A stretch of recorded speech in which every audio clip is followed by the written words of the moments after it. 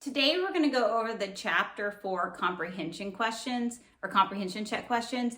And chapter 4 is on the modern view of the atom because in past chapters we've shown what we consider the planetary view of the atom or the Bohr, where you have basically the center, a nucleus, and we draw just these concentric circles going out, and that is our model of the electron orbits of the atom.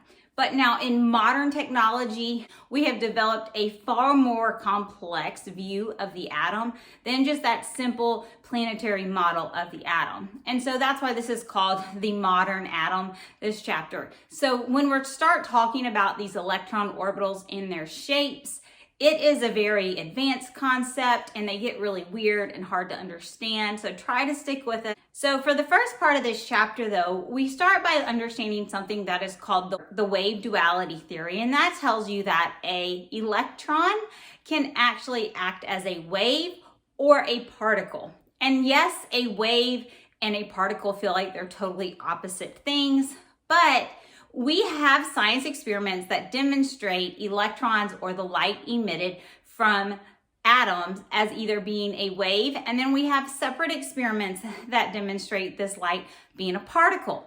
So we have a theory now, and it shows that electrons or photons that the electrons give off are like little packets of a wave or little packets of light energy. And so it's a very hard concept to understand, but for the most part, I just want you to understand that it can act as a wave and it can act as a particle, and scientists believe both. Part of it acting as a wave you're going to read about in the first part of the chapter is called the quantum mechanics model. And quantum mechanics shows us how electrons around the atom behave. And to understand how these waves or these electrons around the atom behave, we're going to look at some different waves and patterns. As scientists have studied these waves, they have noticed several different things that can happen. And if you think about it, it kind of makes sense if you're like somebody that's frequently with watching ocean waves or throwing a pebble in a pond and watching the ripples. So waves can either add to each other, which means you can take two waves and they can make a really big wave. And we call that constructive interference. And I think of constructive from the word construction, which means that they add onto each other. And the other thing that we can see that these waves can do is they can have what's called destructive interference. And that is when you have if you were to have a low wave, the bottom part of a wave, and it was to cross over the top part, and they basically would like cancel each other out. And that is destructive interference, and destruction is tearing things apart. And so these waves, when they cross each other's paths, they are actually canceling each other out. And so looking at this may feel a little bit weird, like how does this connect to electrons? And it connects because we're studying how scientists came to the theory that these are waves. So comprehension check question number 1 gives you 3 pictures. I know that mine are not like perfect replicas of their pictures, but it's what we have. And it asks you to say which one has constructive interference, which is when the waves add to each other, which one has destructive interference, which is when they cancel each other out, and which one of these is a picture of one that would be in between. And that in between one was the hardest one to draw. So if you look at B, if this is like a wave as time or distance progresses throughout the wave. So for B, at its peak of the blue wave is at its low of the red wave. And so if we were to put these together, we would have our peak and our low at the same time, and those would cancel each other out. And so this is called destructive interference. Now we're going to come back to A, but let's look at C. So if we have C, and we're going to take this blue wave and this red wave, and we're going to add it together, you'll notice that they're both starting at the same spot, and they both go up at first and then down. So it's like you would have 2 peaks and then 2 lows. And so those peaks are going to actually add on top of each other, and they're going to build to a bigger wave. And so this is called constructive interference. And if we look at part A, they're supposed to be offset just a little bit. It was really kind of hard for me to draw it for some reason. So this would be considered like somewhere in between. Now, why are we studying this? Scientists did some experiments where they studied waves or light, and they realized that if they had light waves could either be destructive and cancel each other out, or they found that light waves could be constructive and they could actually add to each other. And this was important because it taught scientists that light actually behaved like a wave. Light is a wave, not just a particle. Now, we do have something called the photoelectric effect.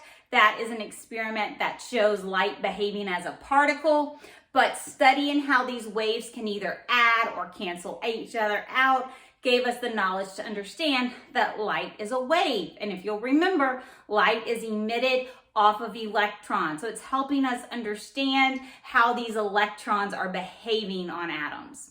So in the last chapter, we talked about this planetary model of an atom where you have the nucleus and you have the electrons orbiting around the outside of the nucleus. And for that to be the case, these electrons are going to have to be like a particle. When a physicist named Edwin Schrödinger started to look at these electrons not as particles, but as waves, we developed the modern theory of an atom. So Schrödinger took his information about electrons and behaving like waves, and he put them into orbitals. As he says, they're like a wave and they're confined to this specific space. Now we're going to look at 3 orbitals: the s orbital, the p orbital, and the d orbital. There is an F that is not covered in the scope of this course. So the s orbital, I like to think of S as standing for sphere. And if this was like the nucleus right in the middle, the sphere is right on the outside. And this does kind of look like that planetary model of the atom of the s orbital. And what it is saying is there is this sphere right around the nucleus of the atom, and the first electrons are going to be located somewhere in that sphere. Now, these things are always moving, so we can't really say where it's located. There's actually several layers to the sphere that you're going to study, and as electrons move further away out, it takes more energy. So like the lowest energy electrons are going to be the closest to the nucleus, and we talked before how they can jump out orbitals. The next orbital layer that you have is called the p orbital, and they have this weird little shape. This would be like where the nucleus would be. And the p orbitals can also come off on different axes, because if you'll remember, this is like a 3-dimensional shape, and my drawings are not doing it any justice at all. And then there is a d orbital, which I tried to draw the electron shape there, but it was a failure. And then in addition to this, I'll just add a photo of it, because all of these orbitals are all happening at the same time. And so if you were to take this picture and combine it all, you get this really odd looking shape of an electron. Now, it doesn't make sense yet in this class, but this really weird 3D shape, kind of when different electrons are in different orbitals, it makes like a puzzle piece. And so as we do reactions, if you get into more advanced chemistry, you start to kind of look at this as how puzzles go together and think about geometry and how shapes can go together. So as we have these energy levels, this s orbital can actually have upwards of 7 energy levels to it. And with the p, it can have multiples, but the p does not. It has more energy than the first s orbital level, so it contains more energy. It does not have what we consider the first energy level. It starts with the second energy level. So comprehension question number 2, the question says what type of orbitals are available to it. So I just mentioned at the first energy level, we only have an s orbital available, and the p orbitals start at the second energy level.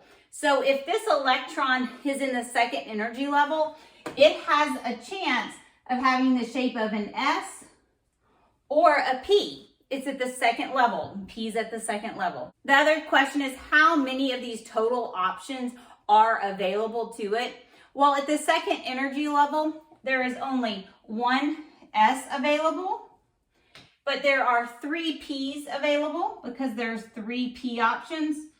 And that means there's a total of 4 energy levels available for this electron. Now, if this is super confusing, I would recommend to move on to the next step, and hopefully it will help make this more clear. All right, question 3 says an electron is in the d orbital. What is its minimum energy level? Well, as electrons start out, they start out in the s, and that is only available, that starts in the first energy level. Then you have in the second energy level, you have s's and you have p's. But then you can move on to what we call the third energy level, and you can have s's in this levels, p's in this level, and you can have d's. And when I say energy level, it is kind of a weird saying, but it is simply just if it's at the first energy level, it has the lowest amount of energy. The second level has more. The third is an electron with even more energy. So, and for question 3, I have an electron that is all the way out here, and it can be in the D option. And what is its minimum energy level? Well, let's like do a drawing here. So on the first energy level, you can have an S. On the second, you can have an S and a P. And on the third energy level, you have S, P's, and D's. And so the minimum energy level it can have is a D. The first time D's show up is in that third energy level. We didn't cover it. We're not really going to talk about it. But in the fourth energy level, you have the option of having an S, a P, a D, or an F. It keeps going on, but for this course, you're not going to have to be recognized past the 3 energy level with the S, the P, and the D orbitals.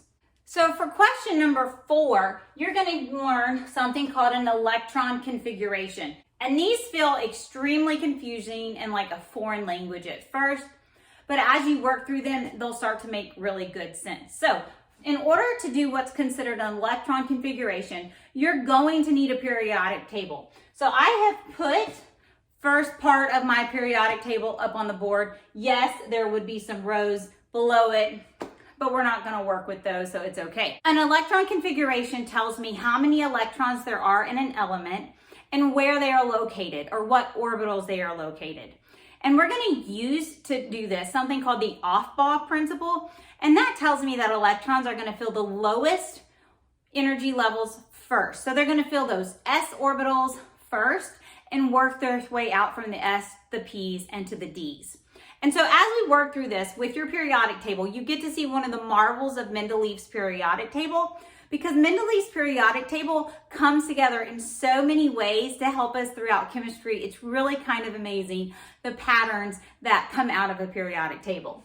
So on your periodic table in your book, if you bought it used, or you may have a periodic table that already has it, but you may have written above this first 2 columns an S. And then you may have in the middle, above what we call the transition metals, a D. And then on the far side, you're going to have a P. And so those are basically our orbitals. And this is going to help us figure out how to tell where the electrons are at in these atoms. You also may have numbers written going down the rows. So 1, 2, 3, and 4 is what I have on my periodic table. This is just easier for me to give you an example and to work through question number 4. So it wants me to say the electron configuration of oxygen. So oxygen is all the way down here. And so as electrons are filling in our lowest orbital, we're going to start at hydrogen and basically work our way across and down and across the periodic table until we get to oxygen, which is where we will stop. So these are S, and this is the first row. So I have 1S, and if I'm working across, I would say this is 1S, and hydrogen is a 1S1, and helium is 1S2. And so I mean I am on the first energy level, is an S shape, and in it are 2 electrons. Now you will learn there can only be 2 electrons in an S orbital. It's a small little sphere. It only has space for 2. And that is easy to remember that's easier to remember by looking at your periodic table because there's only 2 columns in the S shape. So as I move across, I've done hydrogen, helium. There isn't anything up here, right? So then I would start back over here. I'm on my second energy level. It is an S. And it goes 2S1, 2s2. So I have electrons now in my second s energy level, and that is full. It's an s, it can only hold 2. But we're going to keep going across, and we're still on the second row, except we're not in the s's, we're in the p's. And I'm going to count over how many until I get to oxygen. So it's just 1, 2, 3, 4. And I'm going to put that there's 4 electrons in that p orbital. Now, a p orbital can hold 6, and you'll see there's 1, 2, 3, 4, 5, 6 electrons there that you could fill across to fill the p orbital. So this is what we call the ground state or electron configuration of oxygen. Now, if I add up all the electrons here, I get 1, 2, 3, 4, plus 4 is 8 electrons. Now, oxygen should have above it on your book a little 8, which lets you know there's 8 protons. And when there's 8 protons, there's 8 electrons. So if you add up to 8, you know that you've done it correctly. We're going to do a bunch of these to help you get practice. Okay, so for the next one, which is 4B, is rubidium. RB, actually just had to add it because I didn't have it on there, so it's all the way down here. So we're going to write what's called ground state, which means electrons starting off in its lowest state configuration for rubidium. Remember, we're going to go left to right, top to bottom across the periodic table. So in this first energy level, you have an S, and we're going to fill in orbital both of those. So it goes 1s2. There isn't a 1p. We've talked about that. The second energy level is another s, and there's 2. Also in the second energy level is a p, and there's 6 of those. So now we come back over here to the third energy level, where there is a S, and there, all of those are going to be filled. Continuing on our third energy level, we are going to get to 3p6. See how I'm just going across. Now I'm at my fourth energy level, and it's still this 4s2. And something happens when you hit the D's. Okay, so we've gone 4s2, but when you hit this D, you have to remember a trick where you subtract 1 from the number. So instead of saying 4D, and how many D's are there? There's 1, 2, 3, 4, 5, 6, 7, 8, 9, 10. There's 10 D's, but instead of saying 4D, you subtract 1 and you say 3D, because that's technically in the third energy level. So after your 3Ds though, we come back to the Ps, and we're back up at the fourth level, and it's 1, 2, 3, 4, 5, 6. So 4p6. And this is the fifth row, 5s1.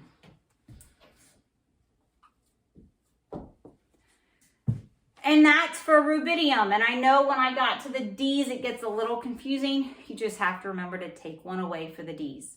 Now, as you'll see, writing some of these can get very lengthy, especially if you get into some of these really larger numbers down at the end that I don't actually even have on my periodic table. Comprehension check question number 5 is giving you an abbreviated way of writing some electron configurations. So one of the ways that we can write an electron configuration, we do not have to start at the hydrogen every time. You can actually start at the last noble gas or the nearest noble gas.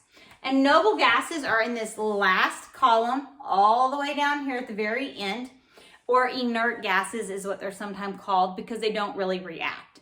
Why noble? In the medieval times, the nobles, they stayed in their castle. They did not really interact a lot with people, and they did not come out and interact with most of the people. And so the nobles, because they don't really interact, sometimes they used to be called inert, which meant they never reacted, but there are some situations at which they will react some. Anyways, so these last row of gases have a full electron outer shell. So we can start with them as an abbreviation. So we're going to write an abbreviation for arsenic, which is all the way down here, number 33. And to write the abbreviation for arsenic, I'm going to go back to the last noble gas. So as I say go back, you know how we're moving across the periodic table? If I went forward, I'd get to krypton. But if I went back, I would get to argon. So I'm going to start this configuration with argon in brackets. And you write the chemical symbol for it.